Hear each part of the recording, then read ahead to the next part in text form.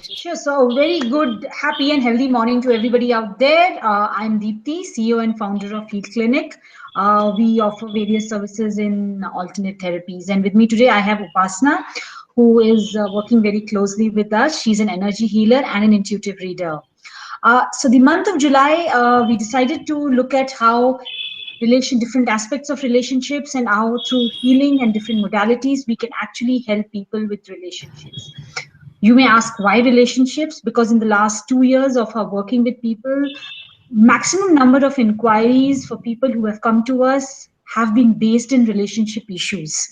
They may come to us as a health issue, physical health issue. They may come to us as an emotional health issue. But when we come down to it, to the root cause of what's really bothering them, it's generally a relationship with their loved one. It could be a spouse. It could be parental issues. It could be with children, with their siblings. It could be a co-worker, or it could also be with self, the relationship with how you deal with self. So we said, let's look at relationships from different aspects. So let's focus the month of July and see how we can come up with different tips, different meditations, different activities, and how we can help each one of us with bettering our relationships. So today is the first in the series of discussion, and we hope every week to get you different experts with whom we can talk about how we can each better our relationships. So today we thought that as a first thing, what came out very prominent in our discussions with people was that judgment and criticism is something that each one of us faces in most of our relationships, not only from the other person, but I guess we also end up judging and criticizing people close to us. So we said that let's start with that. So today, as the topic says, it's key to healing the judgment and the criticism part of relationships. So let's look at what is judgment. So Upasana, in your opinion, what do you understand by judgment? See, to me, judgment has two aspects. So there's the one that most people are able to recognize in terms of, I think for me, it's a little bit more verbal, where you have something, let's say you've done something, you have some work, or even at a personal front. How many times have we been, I think as women, we face this a lot, that we are sitting on the sofa and then somebody comes and says, is this the way a lady sits, right? So it's very verbal, it's very out there, it's in your face. Right. The other side of judgment is where it's very snide, it's very low-key, and a lot of people say, no, just joking. Right. Things like, let's say I'm not a great painter or drawer or colorist, but I like to do things that are creative and artistic just for the heck of it. So let's say I've done something like that and I show it to somebody just because, I like it. It's not that I'm saying, come here and look at what I've done and praise me. But the moment that I show that and somebody says, yeah, that's judgment as well. Right. So it's not just verbal. I think, yeah, a lot of people also give us judgments through their body language. Sometimes it's also silence, which actually says a lot more than what words can say. And I think it's these smaller things in life that wear us down over time, and then we start to feel anxious, depressed, sad for what we think is absolutely no reason. Right. But we're not able to identify the fact that it has been all of these small little things that have come together and suddenly just stayed in our bodies, stayed in our minds, stayed in our emotions, and we've not been able to process them in a very healthy manner. Right. So I think that's what I was mentioning in the beginning, that when people come to us with physical health issues, and how does it boil down to relationships? Because as Upasana rightly said, that over a period of time when we are constantly being judged, we are constantly being criticized, and we don't do anything about it, we start accumulating the stress created by judgment without realizing physically in different parts of our body. And when not addressed over a period of time, they start coming out in the form of physical ailments. So you'll be very surprised that when people come with, it could be a constant headache, it could be constant joint pains, it could be low energy, low fatigue. But when you actually start healing a person, it comes down to their relationship with a particular person who's supposedly close to them, but there's been so much of emotional drama happening between that relationship that it has manifested in a physical ailment. So Upasna, as a healer, you've been working for a very long time. So could you share some instances, like let's say, without naming a client, obviously, like how you have come across how judgment has resulted in a particular ailment? Yeah, absolutely. So one of my earliest cases was somebody who lived in a household that was filled with judgment towards him or her, um, and targeted at the immediate family. So a lot of judgment was coming actually from the extended family, Mm-hmm. in terms of what that person should study, where that person is going out, um, what type of friends does my client have. It came down to the nitty gritties, uh, mainly because it was within the household.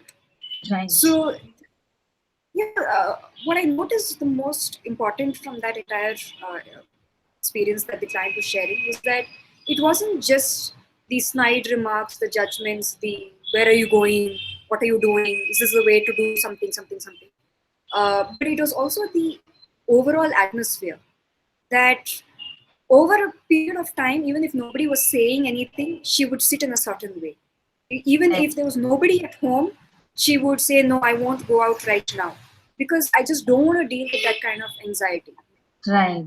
I prize my whatever little bit peace of mind that I can get, um, to just have less aggressiveness pointed at me as against Wow.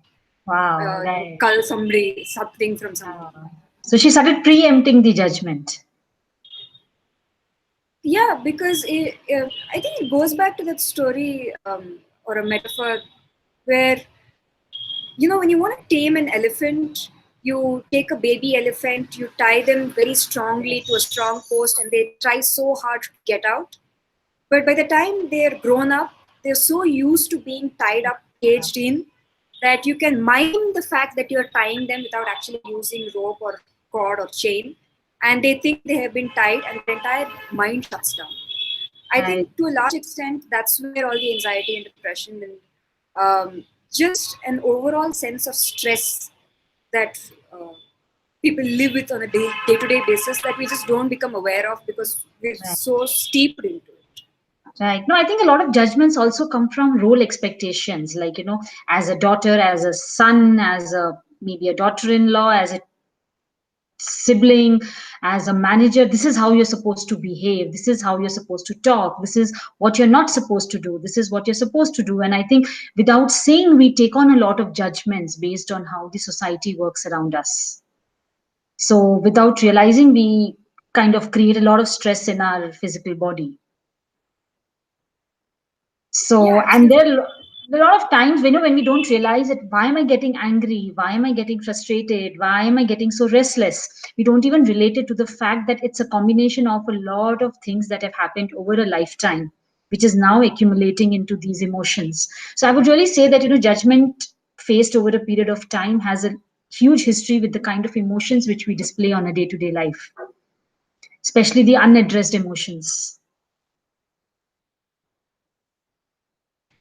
So, Deepthi, to take an example, let's say, how would you deal with something like this if it happens on a, let's say, in a particular moment, either in career or in the personal life? Some quick things that you did that help you deal with it. See, there are a lot of times which, yes, I face judgment on a very daily basis, be it personal life or be it professional life. And it's not always possible, even when you're aware that you're being judged, to actually stand up to the person because of certain societal conditions, because of whatever the way we have been brought up. One of the ways which I find it healthy is that post that situation, I vent it out.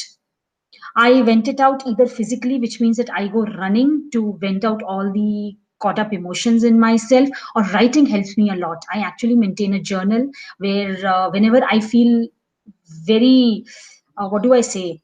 I face emotions which are not very healthy for me at that moment of time. I simply take my journal. If I don't have a journal, if I have my laptop in front of me, I open a Word document and I just start writing without looking at the spellings, without looking at grammar, just what comes in my mind. And in my experience, I've seen that this helps me calm down. This also helps me give a perspective. And most of the times, it shows me that it is giving undue importance to the other person, which kind of feeds the person to continue judging you. So if you stop letting that person judge you, if you stop showing a reaction to the judgment over a period of time, the other person does take a step back. It's not an instant solution, but yes, that's one way which I have found. I have dealt with a lot of people this way, that slowly I have stopped reacting to their judgments. Because I feel that people also manipulate you through judgments. That's a way of manipulation. And when they see that the manipulation is working, they step it up. But when they see that it's not working on you, they slowly take a step back, because you're not feeding into their need of being a bully. It's a form of bullying. It's a form of bullying. So yeah. Yeah. So I've And I seen think that we work. face this irrespective of life stage, life event, gender, race, um background, right? Environment. It can be anything from the poshest schools and neighborhoods to, um, everyday slime on the road. Um, because I think it works in so many different ways. Um, at the one level, personal relationships, when they get judgmental, it tends to hurt a lot more because you're really vulnerable. Yes.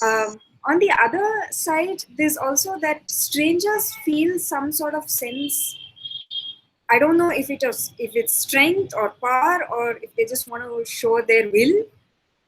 Because I've noticed this a lot. I don't know if this is because we live in a patriarchal society and people just like to judge women wherever they are. But I remember walking down the street with my friends, I don't know, MG Road, Brigade Road, somewhere. Some strangers who were passing me by, who were definitely an older couple, who passed some very judgmental remarks. What are they wearing? Look at this. How have they come? It was within earshot. Um, Right. it did absolutely nothing to us. We were still having fun, but we all heard Right. it. And I don't understand why it is that people do this. What do you gain from it? But the second is, I don't think that people themselves realize that doing this has an impact on other people. Oh, yes, because Because sometimes you will realize that over a period of time, consciously, this is the first incident. If it happens continuously, you would change your dressing the next time you go to that area, because you don't want to hear that comment. and it builds so much stress in the system, right? Because then you start thinking, I don't, if I have to go there, then these are all the parameters that I need to meet. Right. uh, and then your stress levels build, and then all the cortisol is flowing into your system, and then your survival instincts kick in. uh, and this is just some random public area that you're walking into, that you should feel a certain level of bindas to go. True. I think one of the things that really helps is that if we are so aware, I mean, at least like let's say between you and me now that we're talking this, I think one of the things that we need to commit to is that when we find ourselves judging others, let's stop. So I think that's the first step. If even some of us start doing that, stop judging people around us, because we also do that. We may call it gossip, we may say whatever, but there are times when, how much ever aware we may be, but we all end up judging. Uh, Judging people close to us, judging people, even strangers. We all love to pass comments on politicians, on celebrities, on what's happening around us, on our neighbors. So I think it becomes a habit. It becomes a habit. So I think as a first step, if we all commit to saying that, the moment we realize that we are judging someone, we are passing a comment on someone's lifestyle, on someone's story, without really understanding where that person is coming from, that would be a great first step to kind of creating a healthier environment. Because honestly, I think judgment also comes from the fact, if you look at it, the dictionary meaning, it says that judgment came from the court, saying that, where all the facts were placed and the judge was supposed to pass a judgment which was totally 100% based on facts. Somewhere those facts have disappeared, and we have gone into storytelling where we say that we are passing a judgment because this is what I feel, without really understanding what the other person has gone through, or why the other person is doing a certain thing. So let's stop talking about or passing a comment on anybody else without knowing where they are coming from, I think is the first step. So if we feel bad about something, let's commit to not doing the same thing to others. I think that would be a great first step. Yeah. So we've gone through dealing with um, stress and anxiety that comes up through dealing with judgments and criticism by, as Dipti mentioned, physical exercise, right, to get all of that out of your system. Regular physical exercise, so it's not like once in a month. Journaling or writing or some sort of creative expression, so that you once more use all of that energy that has been your input as an output and give it flow um, all throughout uh, your life, so that at least that flow is maintained. So that's two, some sort of creative expression. Probably goes along with the metaphor of the tortured artist. Um, Three, stop reacting. It is better to respond. So it's not that we're saying don't do anything, because a lot of people feel if I just keep quiet and do whatever they want, I can keep my peace of mind. Yes. There is such a thing as one's own healthy ego and one's own healthy dignity and respect. So if somebody is not respecting you and not approaching you with enough dignity, then you should have enough self-esteem to stop that behavior, or to take whatever it is that the next steps are, so that you are able to distance yourself from that kind of a person or that kind of behavior. But that let that come from a place of responding to the situation and to the person, as against instant immediate reaction, because I think that's also where all of the road rage happens. Somebody uh, says something, does something, another person reacts, and then there's a big clash of wills and clash of egos. So there needs to be a balance between what do you say, what do you do, when do you step back, uh, and becoming more aware of that. Right. And the And sometimes fourth, I think, yeah, sorry. yeah, so just to recap, and the Yeah. fourth is to become more aware of where we are judging other people, um, and being perhaps not the right kind of example that we would like to set, or at the very least, not respecting ourselves because we feel maybe a sense of superiority when we pass a judgment on somebody or pass a comment on somebody. To stop judging people and instead build people up. So let's say you don't agree with somebody, build the other argument up, or Right. build what it is that you love up, so that you're able to create something and add something of value in the world, rather than simply depreciating the value of whatever is already existing and don't agree with. Right. I think basically change the narrative, change the conversations that you have with such a person. And I think sometimes it's okay to go into an uncomfortable zone, because one of the reasons we do not really stand up to judgment is because we feel that it'll change the equation or it'll change the way a particular setting is. But you have to really realize that what is more important for you, your self-respect or continuing in that. I would really, it's a harsh term, but I would call that over a period of time, it's an abusive relationship where a person keeps judging you, keeps putting you down, keeps judging you, putting you down, because it in the long run, it affects your self-esteem, it affects your self-confidence, it actually affects your ability to live a healthy, happy life. So how much ever close the person may be, sometimes it's okay to step back and say that that's it. Either the person changes or I am taking a step back from this relationship, no matter what it costs me, because my self-respect is above anything else. So I And I think, think yeah, emotional abuse is something that we don't really pay much attention to in society, and especially in our culture, because we just don't recognize it and we think it's a part of life. Because a lot of yes, people, when I raise this, they say, yeah, that's just how they are. And yes. it's little shocking to me that you are okay with people, yelling at you, berating you, insulting you, constantly questioning you, um, even without using curse words or swear words. Because okay, then I can understand it is verbal abuse, but emotional abuse, psychological abuse is a very real thing, and we need to start Yes. looking out for it in our environment. And if it is happening, then we need to start taking healthy steps to mitigate that and to I do think as a something. society, we only recognize physical abuse. We do not recognize emotional abuse and mental abuse, which is far more prevalent than physical abuse. And somewhere judgments and criticisms over a long period of time continuously does boil down to being emotionally abused. So So one of the things that has helped me, because we are talking about keys to healing judgment and criticism in relationships. Of course, the first thing is that we can't heal another person; we can only heal ourselves, and by healing ourselves, bring a change in the dynamic of the relationship. right. But let's say there is a very toxic relationship in your immediate environment that you need to keep dealing with, and that's causing you a lot of stress. So one of the things that has helped me a lot, meditation, daily, regular meditation, whether it's 10 minutes, whether it's half an hour, however much time you're able to give it, to just sit down and be still.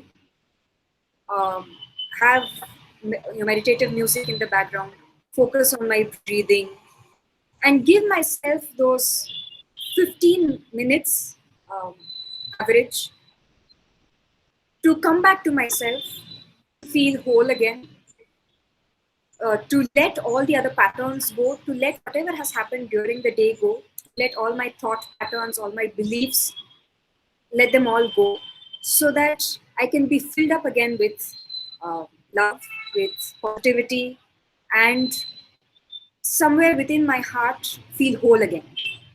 Um, Right. No, that so works. That works because I have been doing meditation now for the last couple of years and have seen that if in a period of time I don't meditate, it really unsettles me. So, and from my experience, meditation need not be just at night before you're sleeping. It could be done at any time of the day, like, between work when I'm feeling unsettled or there's something that has happened. One thing that has worked for me is I just take a step back from the situation. Meditation need not be just about sitting with your eyes closed and chanting a mantra. For me, what I say meditation is also stepping back from the situation, calming myself down, getting my breath in order, getting my thoughts in order, and then going back to that situation or that person and responding. So, just this 2 minutes, step back from the situation which has really unnerved you, settling yourself down, and then going back to the situation helps. So, that is so also meditation. So there's a practice that we've put out today on our daily soul petal. That's our daily activity for the day that we'll keep sharing with you on a regular basis. And the activity is very simple. It is a mindfulness slash meditative practice. Um, Anytime that you feel stressed, anxious, or you think you are going to be in a stressful or anxiety driven state, simply take 3 deep breaths.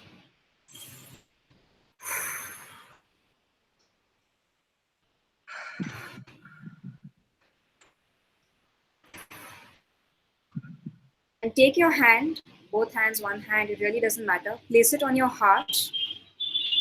Say these 3 statements 5 times. Say to your heart, you are free, you are loved, you are blessed.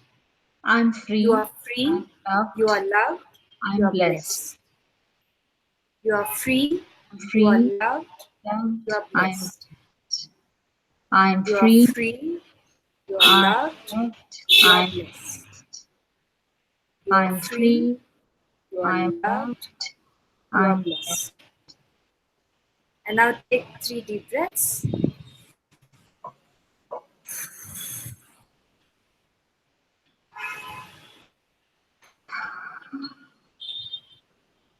That was relaxing. Thanks, Upasna.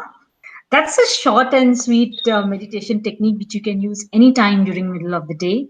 So please do use that and share with us how this technique has helped you in stressful days. In fact, this coming Thursday, in our 30-minute Thursday, we have a meditation package. So do check our Facebook page if you want to pick up that package. We have an expert facilitator who's an expert in more than 80 forms of meditation. So what she'll be doing is if you sign up for that slot is she will understand what your lifestyle is, what is it that's really bothering you, and then give you a very, very specific meditation technique which can help you in your circumstances. So let's say if 3 people, 4 people sign up for that, all of them may get different meditation techniques. So I would really, really recommend that you sign up for that. Check out our Facebook page for details.